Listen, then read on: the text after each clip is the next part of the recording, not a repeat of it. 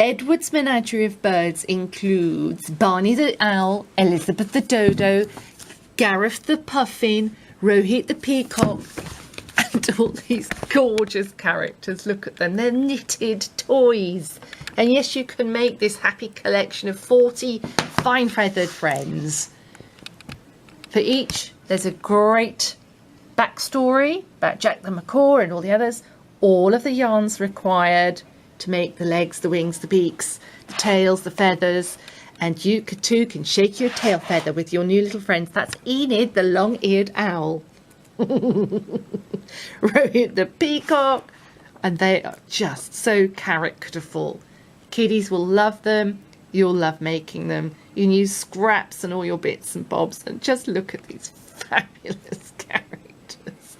That's Sophia the Flamingo. Isn't she delicate? Pink, big feet.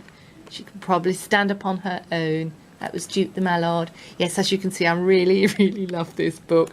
It's a £15.99 David and Charles softback, and through bibliophilebooks.com, it is only £6. Edward's Menagerie of Birds.